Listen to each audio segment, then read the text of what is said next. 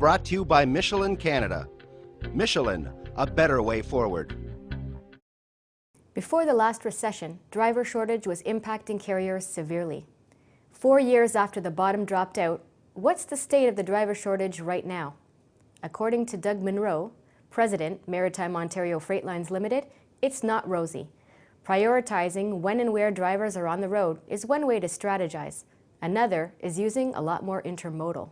From what I'm told, it appears to be deteriorating again, and that's probably a function of a lot of factors. It's the pay rates for the drivers, it's their personal lives, not being able to be at home on weekends or evenings, and like most of us, we like to be home and with our families, and so it's a difficult lifestyle. And so what I've found is I think it will continue to be a problem as times go on, trying to get drivers, especially the good drivers, the ones that we want to put with the high value loads and the high service level customers that they require. Very difficult to get them. Very difficult, and I don't know really what the solution is other than paying a lot more. I think it's partially just dollars, and then of course we're caught with the conundrum of cost pressure and revenue pressure from customers, and yet trying to attract drivers on that is very, very difficult. And that's why in our world we're using a lot more intermodal. We have contracts with both CP and CN, and for the long haul type moves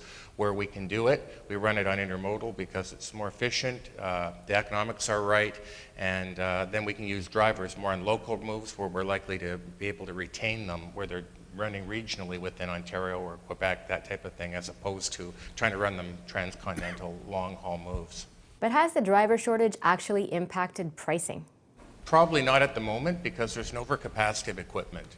If there wasn't an overcapacity in the overall market, then I would think that it would work the way you're suggesting, that then the driver shortages will push the rates up. But until when carriers got a lot of equipment sitting in certain areas, it forces them to have to just go out and be competitive rate-wise, even though they won't make a profit, just to keep the wheels turning.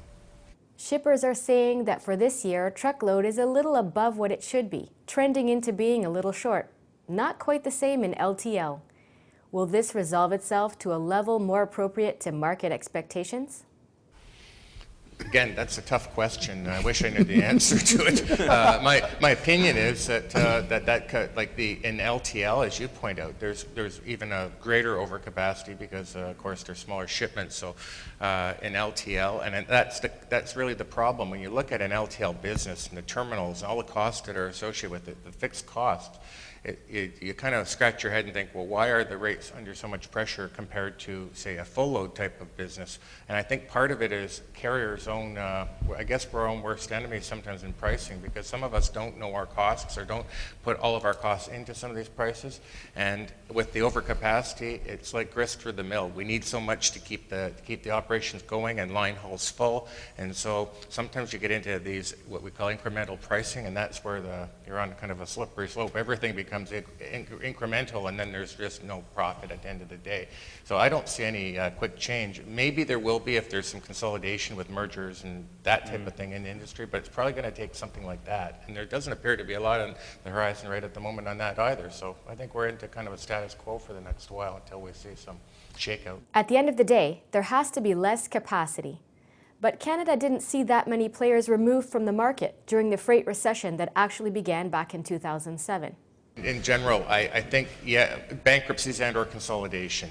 There has to be less capacity, I think, at the end of the day, and that's the problem. I mean, I think it's in all sectors when you look at it, whether it's restaurants or automobile sector, there's a lot of capacity in the world, and we see it in the marine lines, and there's just too much capacity. So whether or not it's bankruptcies, that's the interesting thing about it right now. You look in the market, all the carriers are pretty well financed, large carriers. Mm-hmm. There's not a lot of it, you can't look at any of it that come to mind and say, well, they're in trouble, they're going. There's not a lot of that, so everybody's kind of holding on, and so it may be through mergers and acquisitions rather than by bankruptcy, but there'll have to be some consolidation at the end of the day, I think.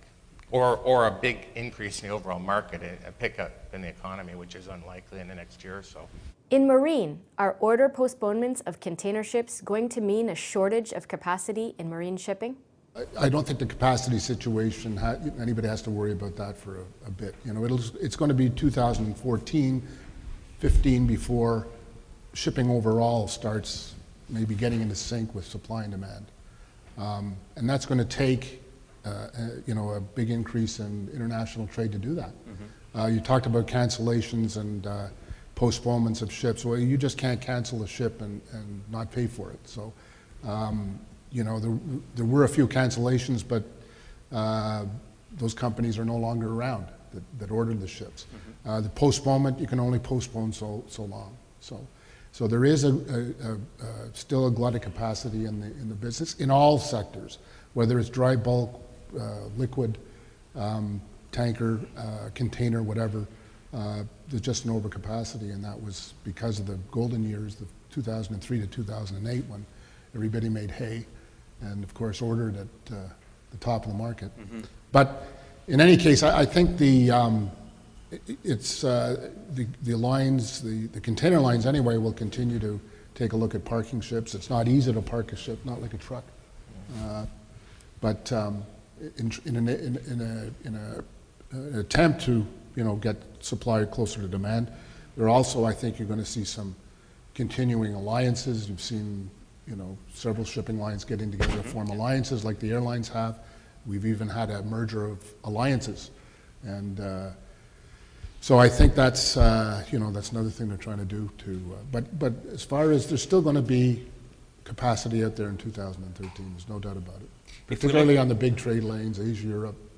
Assuming the larger ships start calling more and more on Canadian ports, do we have the infrastructure? And is it efficient enough to handle the situation? It was interesting, sort of Michael commenting that, railways can be the bottleneck, and there's no question, this theme of collaboration, we definitely need to sort of know when the vessels are coming in. We've got to look at, how we get aligned to ensure that we can offload that freight, get it, inland, where it gets transloaded, what might, shift around, et cetera. Certainly, in discussions with, Port Metro Vancouver and others, I think there is a real intent to build or add to the infrastructure that we already have. So, do we have the infrastructure today? Our sense of it would be, yes, we do, but there's no question that it requires, strong collaboration amongst the different partners. So those will be the terminal operators, the ocean carriers, and ourselves. And I think we're building it for the future as well. This is something that the ports are all watching very closely, and I would be confident that we're going to be able to handle it both inland. But the real bottleneck will be the port. We've got to make sure that we're getting that freight off the port efficiently.